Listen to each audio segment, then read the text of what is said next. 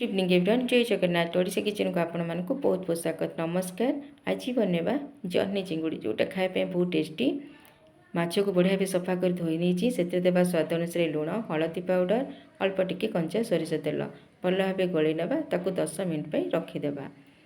एपटे ready करवा परिबा देखो जह्नी गुड़ाक केते कणिया होती चपा छड़ी नहीं एमती पतला पतला साइज्र काटिदेबा। गोटे बड़ साइज्र पियाज को भी चुन चुन कर काटिनेबा। दुईटा बड़ साइज्र टमाटो काटिनेबा।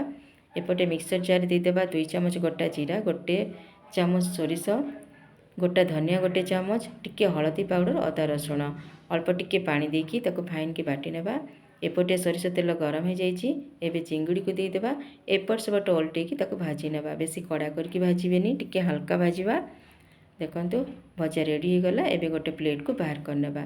जो तेल बली थिला ताको गोटे कड़े ढाली देबा। एबे देदेबा सेतिरे गोटे चामच गोटा जीरा, 2टा तेजपत्र, गोटे सुखिला लंका टिके भाजी नेबा। कटा पियाज को देदेबा। पियाज को बढ़िया भाजी नेबा जेमती कलर चेंज हो जिवो।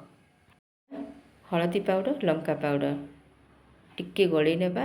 मसला को देदेबा। मसला बटा देकी भल भावे मिसई नेबा। आउ ताकू कभर करी कषि नेबा जेमती मसला भल भावे कषि जिवो आउ तेल ऊपर को उठी जिवो। देखंतु मसला कषि जाइए। एबे देदेबा सेतिरे जह्नी कटा।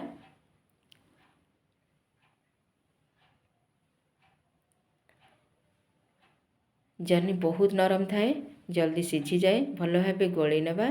स्वाद अनुसार लुण देदेबा। आउ टिके भल भावे गला गली करिकी ताकू कभर करिकी कुक करिबा। देखंतु जह्नी केते बढिया सिझी जाइए। एबे देदेबा सेतिरे कटा टमाटो आउ टिके गलई नेबा। पुणी कभर करदेबा जेमती टमाटो टिके सॉफ्ट हो जिवो।